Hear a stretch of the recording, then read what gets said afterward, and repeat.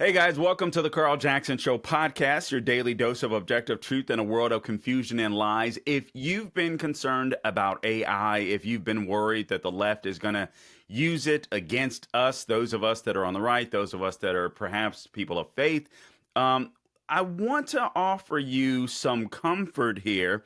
And obviously, we'll go over some dangerous things as well. But I have a guest with me that I think you're really going to enjoy if you've had any questions on the issue of AI. His name is Carl Szabo. He is the vice president and general counsel for NetChoice. He's also a professor of internet law at George Mason University's Scalia Law School. I got to be honest with you, Carl, and welcome to the show. I love your name, by the way. I did not know that there was a such thing, and I guess I should have known this because there's law for everything but internet law. That makes sense. So anyway, all right. So welcome to the Carl Jackson Show. Appreciate you joining us. Yeah, thanks for having me. I actually have been teaching internet law for many years. Once upon a time, it was just kind of this fun class that kids would take, but now it's actually essential almost as part of our growth. And that's one of the things that I think we'll talk about as we talk about AI a bit more is the need for education to overcome the skills gaps that we're going to be facing.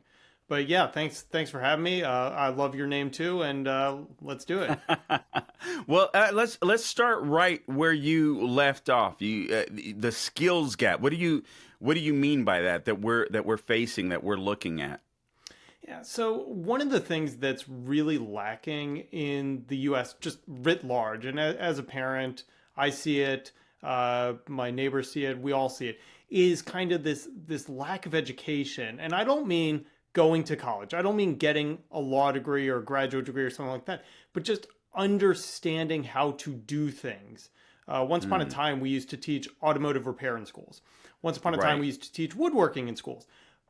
We need to teach how to use AI in schools, because what I've seen in my own profession and my own experience as a professor is a lot of educators are terrified of AI because, well, they're worried about their jobs. Rest assured that some jobs will be lost. That always happens with any new technology, and we'll kind of get into that a little bit. But a lot of opportunities and jobs are going to be created. And one of the things as a teacher is we constantly hear about the time that teachers spend on lesson plans. It eats up all their time. They can't spend time with students. Well, AI can actually help teachers develop lesson plans and spend more time with students. So what we need to see in the schools is an embracing of artificial intelligence. And what that also means is by embracing it, teaching students how to use it, how to do searches, how to build papers, writing, creative products, how to actually use and build these tools. Because as an employer as well, when these students become part of the workforce, they are going to have these skills to be effective parts of the workforce. So that is what I mean by overcoming the skills gap. Right now, a lot of people in schools are not teaching AI. They're trying to pretend it doesn't exist. And instead, we need to recognize it's here. It's going to be the engine for the next decade, if not century, and we need to begin developing the next generation to take AI and continue to keep the United States as the world leader. Okay, so I want to hit on a couple of points that you mentioned. First off, it's really important that we understand that AI isn't going anywhere. It is here to stay, obviously, and it's only going to continue to advance. And I got to be honest with you, Carl.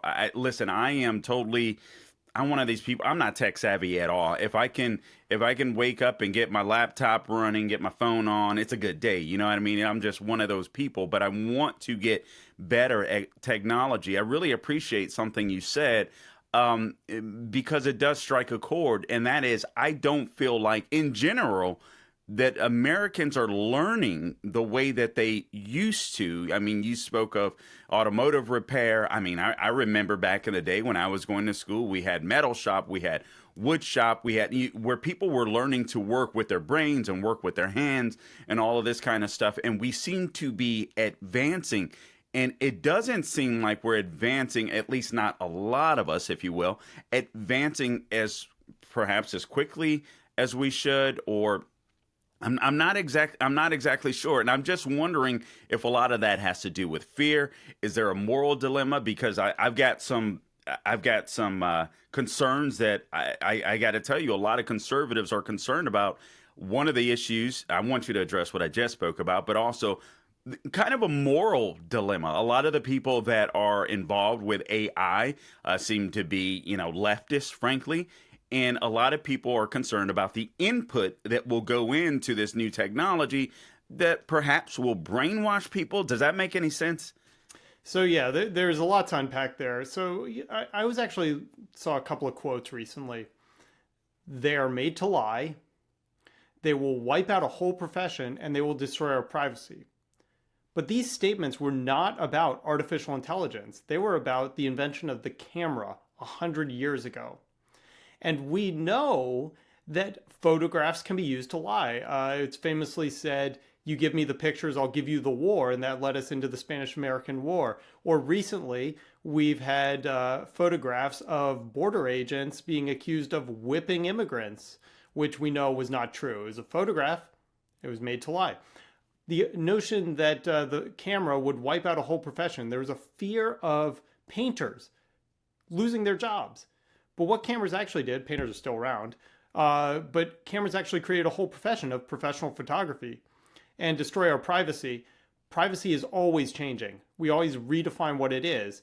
And we've actually welcomed cameras into our lives in such incredible ways that I literally have a cell phone and a laptop camera pointing at me right now. And they've actually empowered us to do things like this. The same thing is true with artificial intelligence. There is a natural fear of what is new. There's a natural fear of what is coming. And what I like to think about when it comes to AI at a very high level is we have three major challenges that I think of that we've been unable to crack the code on. Cancer, also clean, renewable energy, and feeding the world. And we have spent billions of dollars and thrown the smartest minds at trying to solve this. We can't solve nuclear fusion. We can't solve cancer. We can't solve feeding the world. But artificial intelligence, one of the things that it can do that it has been doing for quite a while actually, is it can actually do analysis, tests, realize the problems in the test when they fail, make changes, and then retest in fractions of seconds. So if it could solve one of those problems, cancer, renewable energy, feeding the world, I mean, that's a world-changing event. And right now, a lot of the medication that we're seeing is actually being developed by AI testing, which is cutting down the cost and the time it takes to develop. When it comes to artificial intelligence, and I know I promise I will get to your question, but I want to take a step back and explain kind of what it is. Sure. So we've been living with artificial intelligence for well over 2 decades. Artificial intelligence is basically machine learning. And a simple example of that is every time you type something into your phone and it autocorrects, the autocorrect is getting better each time because it figures out every time we type something, go back and edit it, and then type what we want, it's learning. It's figuring out, oh, oops, when Carl mistypes that each time, this is what he actually means, and it gets better. The same is true with spam blocking of emails. If the machine didn't learn how to better identify spam, then the bad actors could just make small changes and get through every time. And search engines, the reason search has gotten so good and predictive is because it is constantly retraining itself, relearning. So artificial intelligence has been around for decades. The reason it got really big is ChatGPT. And ChatGPT, it's important to remember, has only been publicly available for about 14 months. So a little over a year, believe it or not. And the big change there was we could actually put in a search and it would actually give us content back in written language. And that's been really illustrative to a lot of people. It's really been eye-opening.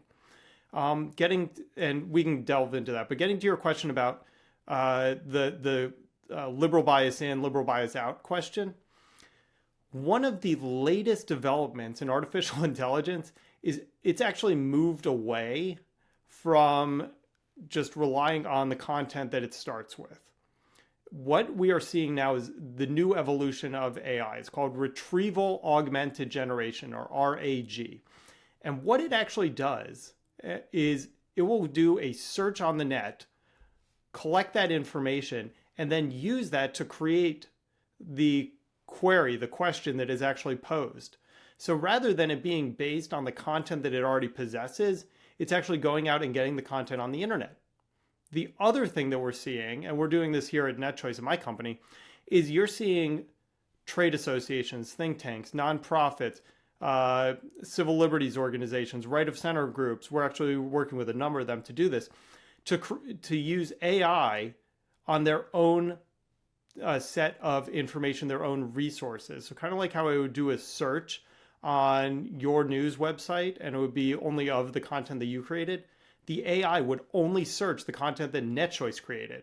So it would ask a question of, what do you think about free speech? And all the content that gets generated is based and trained and retrieved on the content that NetChoice creates. So we're working with conservative groups to do the same thing so that there's all this great information that we have as conservatives, as Republicans, and we can actually use that to synthesize, to create, to compile all of that really good research into easy to digest content. Okay, so that's very important. I'm glad that you mentioned that because there's a couple of things I want to go back to. You mentioned renewable energy, you mentioned feeding the world, and I'm sure you already know, but let me tell you why I want to go back to those points as sticking points for conservatives and something that even gets my ears to perk up. Because when I think about renewable energy, listen, I believe that fossil fuels, and I've had experts on that used to be big into green energy, and now they're like, you know what, I screwed up, I got it wrong. Hydrogen and nuclear and fossil fuels, that's the way to go, and so on. And then also feeding the world. I mean, there are literally people on the left. I mean, it sounds like a conspiracy theory, but World Economic Forum, where their whole agenda is literally to starve people to death eventually. I mean, it's absolutely insane. So I think, and that's why I'm so glad that we have you on.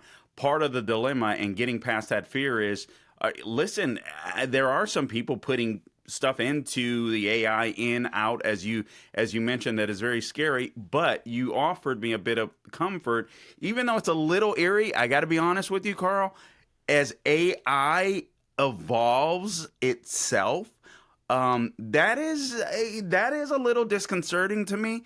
So maybe help put me at ease, if you will, because I'm sure you will, other audience members. But you gave me a level of comfort, because if there's so much input that's being inputted into AI by different people, whether they're from the left or the right, and AI kind of deciphers and all that kind of stuff, that's actually, I think, an argument for, okay, more people do need to get into this. There needs to be more transparency and perhaps less government regulation when it comes to AI. I know that's a lot to throw at you, but no, you raised the important point. So we've seen in the social media universe, something else I deal with, I got Supreme Court cases on this and blah, blah, blah. The wonderful thing about America is we are empowered with freedom of choice, freedom of innovation, freedom to dream, build, and create. That is the secret sauce of the United States. It is why we are the most successful nation on the planet. And when it comes to social media, for example, right? As a conservative, we all saw what was going on with social media platforms. Well, guess what? We built our own. We have Truth Social. We have RightForge, which is like the back end for all these services. You have X, which is switched completely based on user demand, right? People said, oh, I don't want content moderated. I want to be free. So I'm going to go over here. That's America. That's freedom. That's innovation. And the same thing is true with artificial intelligence. We all hear about ChatGPT or Gemini or Bing and all the big guys. There are dozens of businesses out there right now. And if we see something that is too biased or too leaning in one direction, we think, guess what? We can vote with our feet. But that gets me to your other point, which is really scary to me. While we need more education, we need less government regulation, because government regulation helps only two groups. One, the government to seize more power, and two, the big entrenched incumbents. So one of the things that we constantly see in almost any industry is once you get successful and big, you want to block competition from entering the marketplace. And you're seeing this, like Bill Gates is out there saying we need a centralized government system for AI to decide who can innovate, who can build. Because guess what? He's got the lawyers. He's got literally the most biggest company on the planet behind him. So he's got the resources to make any regulation work. He knows his competitors don't, and they can shut off that access. And that's why I'm up there every day fighting against legislation and regulation and bills to give more government control over the next developer, builder, and creator of artificial intelligence. And there are a lot of regulatory threats out there going from the president all the way down. Yeah, and I think this is an argument in general too. I remember when Trump first came into office, and I wasn't a big Trump fan. I was a big Ted Cruz guy at the time, and he came in, and one of the things that he did was, all right, for every piece of regulation, we're going to cut two. And I was like, wow, okay, I love this guy. Nobody talks about deregulation. No one actually does it, seemingly when they get in office. So I really appreciated that part about him. But now I look at some of these bureaucratic agencies, and I'm like, well, what good is deregulation if a bunch of commies still stick around in a lot of these organizations and simply rebuild once a president leaves? And these bureaucratic agencies have all this power to essentially circumvent legislators, circumvent the will of the people. So that is a very big concern of mine when it comes to deregulation. And I believe a lot of these bureaucracies need to be dismantled, frankly. I mean, obviously you spoke on that, but let's go a little deeper. Are there specific agencies, specific regulations that you're concerned about when it comes to the threat that government poses with transparency of AI? Yeah, thanks for asking. So just to be clear, I was a government employee at one point, so don't hold that against me. Right. My so you know how the system works. That's yeah, good. exactly. My brother worked in the Trump administration, and my parents were government employees. So yes, there are good parts of the government, there are bad parts of the government, and one of the problems that you identified is we have government agencies that are going well beyond what they are constitutionally allowed to do.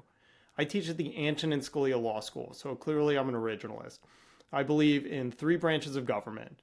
The legislature writes the laws, the president executes the laws, and the judicial branch interprets the laws. That's how we set it up. That's how it should work. When it comes to artificial intelligence, for example, President Joe Biden issued the longest executive order in U.S. history on artificial intelligence. And he didn't do it because Congress gave him power to. He did it under something called the War Production Act of the 1960s. Right.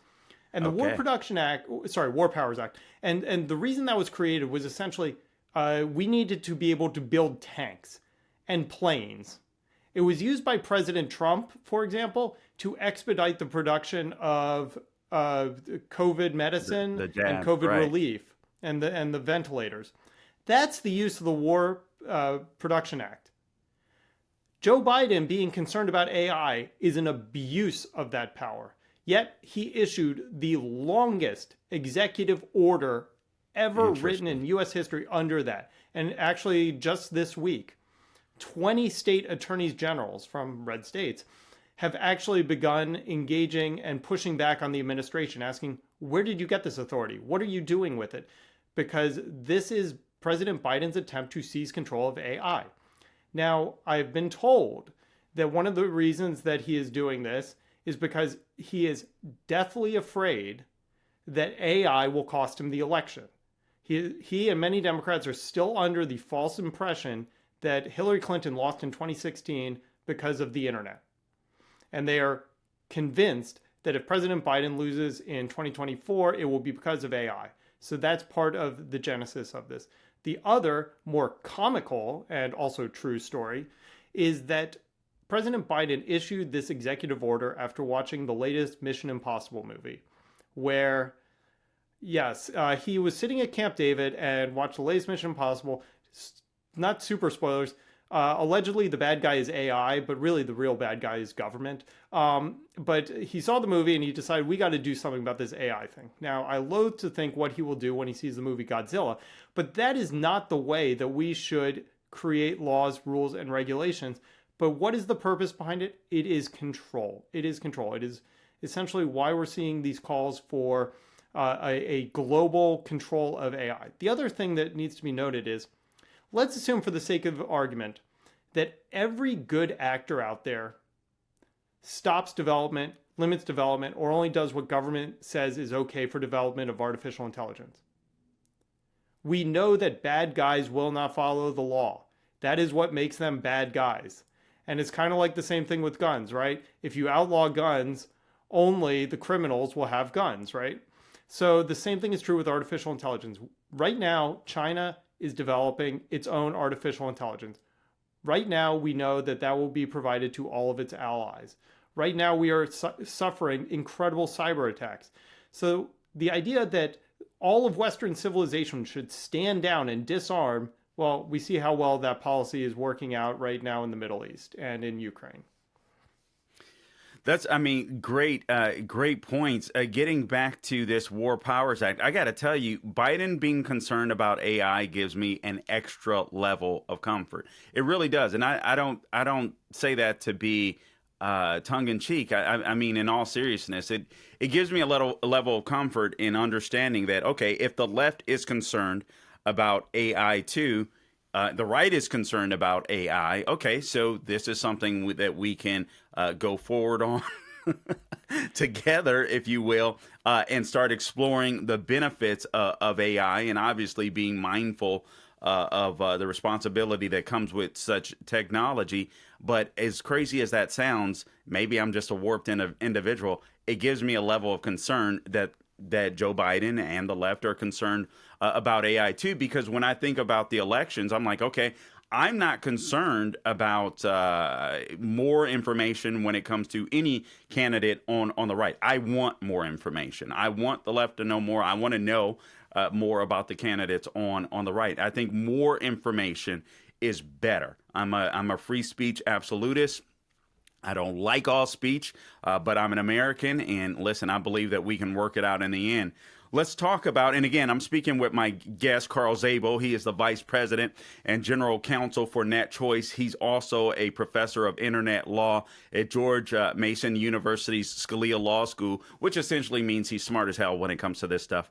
So that's what it means in a breakdown, all right? So I appreciate you joining us. Hey, let me do this. Before we go on, guys, I just want to remind you to please subscribe to the podcast wherever you go to get your podcast. We're on Apple, Google, Spotify, YouTube, and Rumble. All things social media at The Carl Jackson Show. We're on X, we're on Instagram, True Social, Getter, Facebook, wherever I am on social media at The Carl Jackson Show is where you can go to find me. And do not forget to support our sponsor for today's program. That is MyPillow.com. Mike Lindell with MyPillow.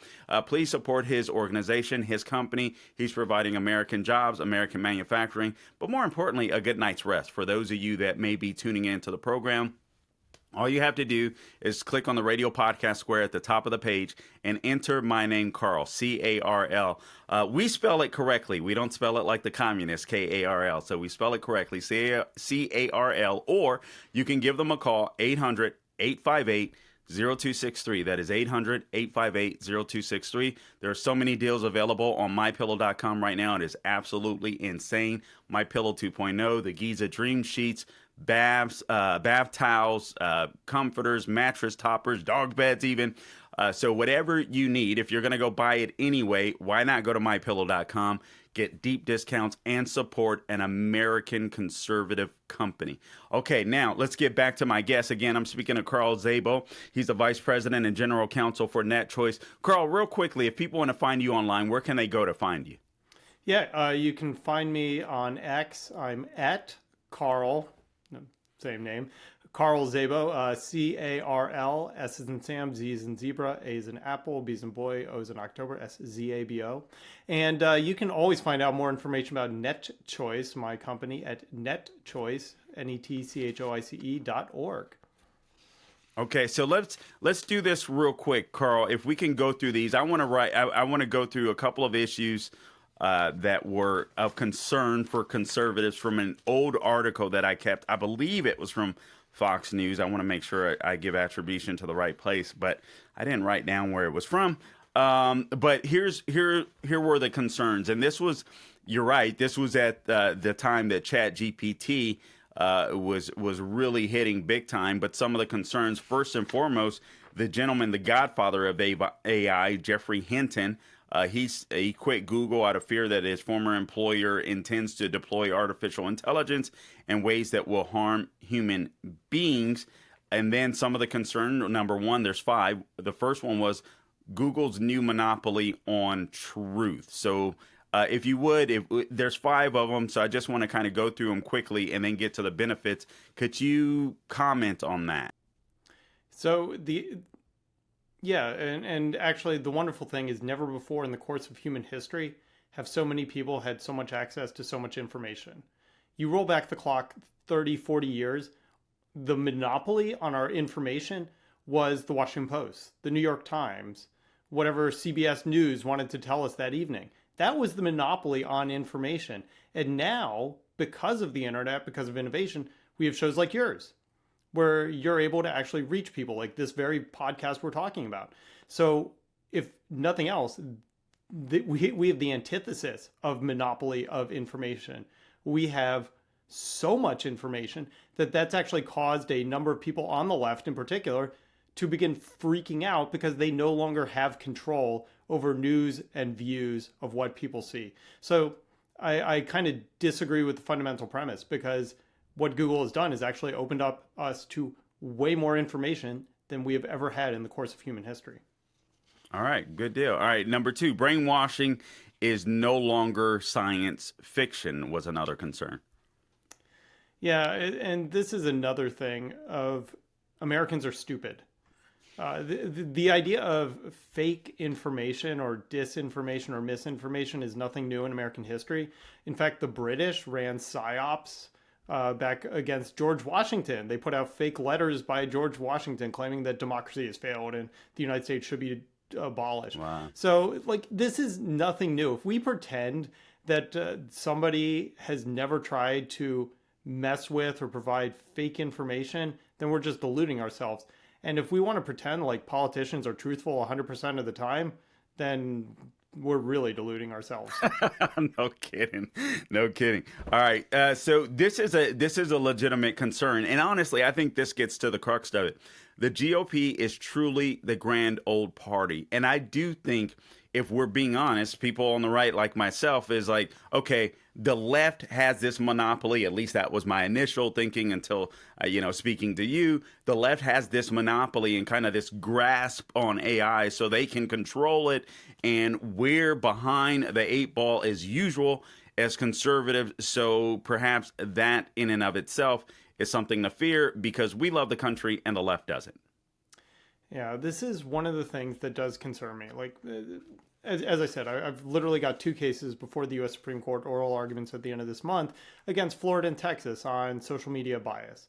As a conservative, when I see this, when I hear accusations of it, it does concern me. But also, as a conservative, I believe it is the right of private businesses to decide what is best for their users, just like you can decide who you want to have on your podcast.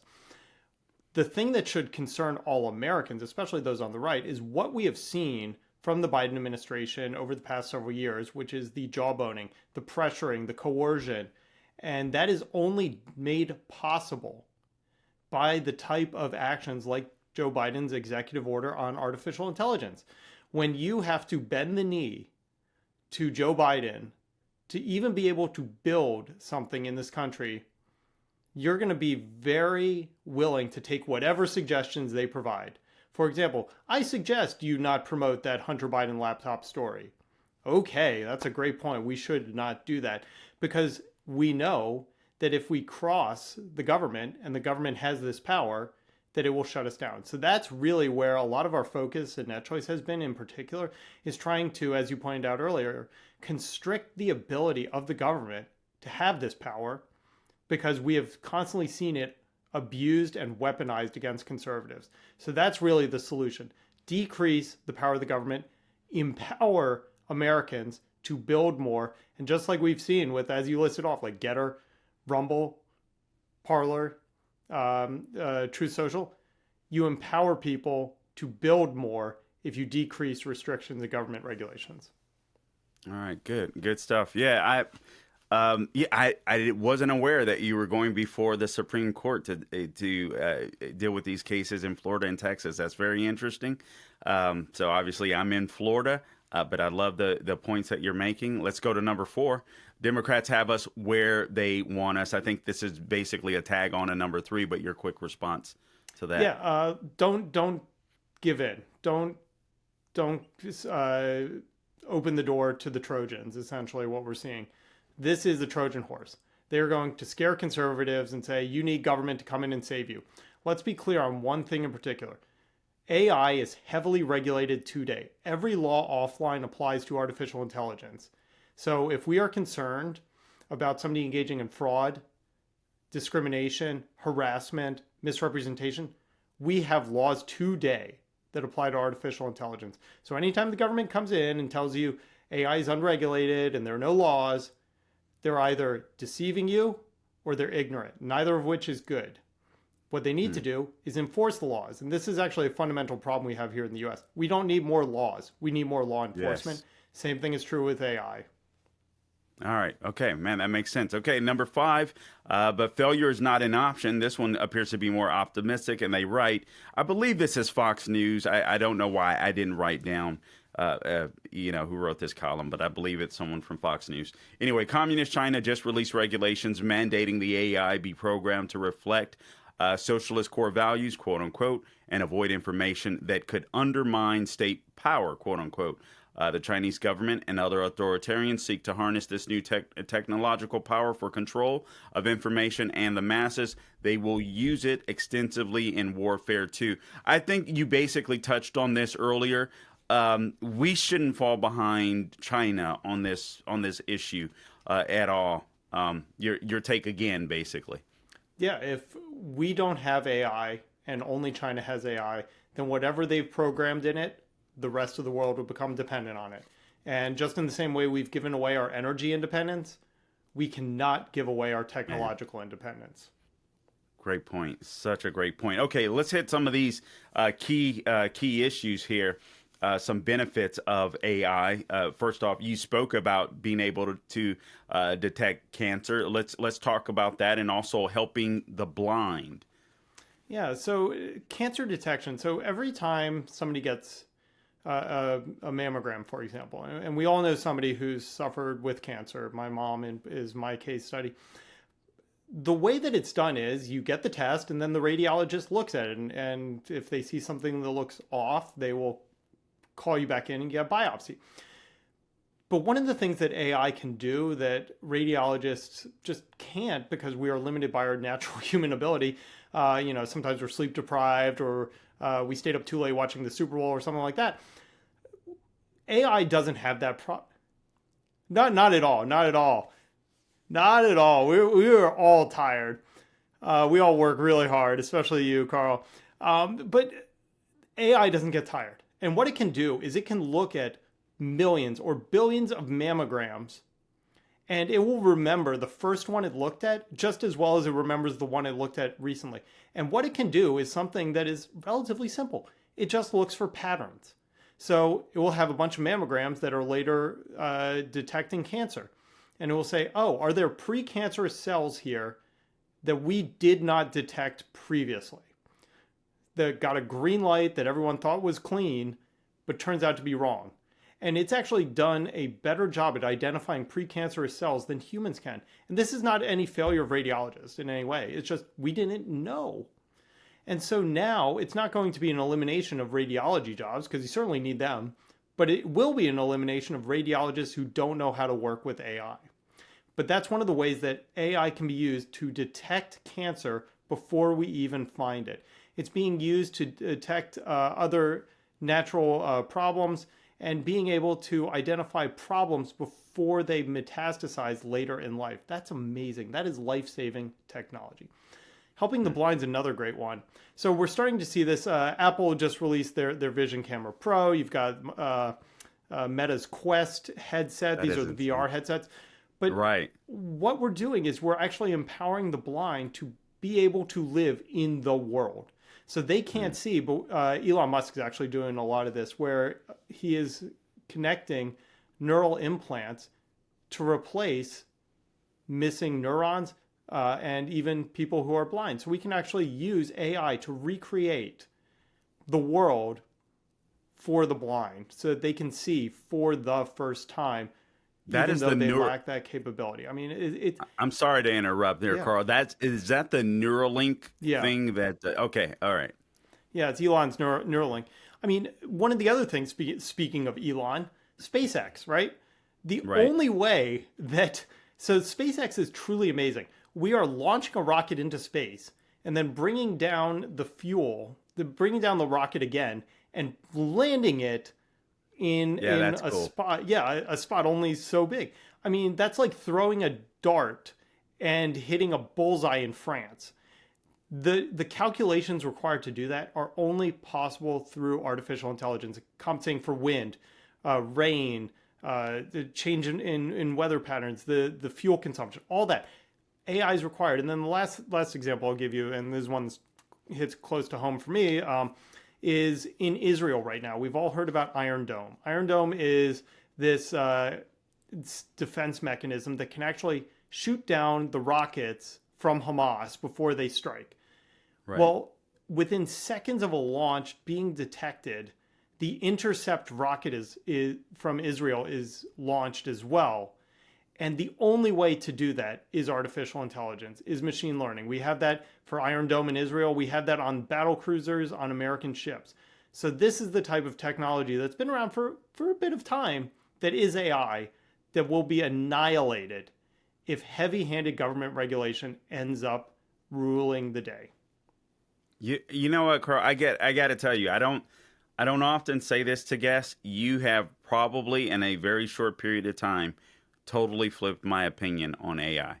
I have gone from literally being skeptical and fearful, just to be honest with you, not knowing that much about technology whatsoever, to just, okay, we've just got to embrace this thing and forge forward, if you will.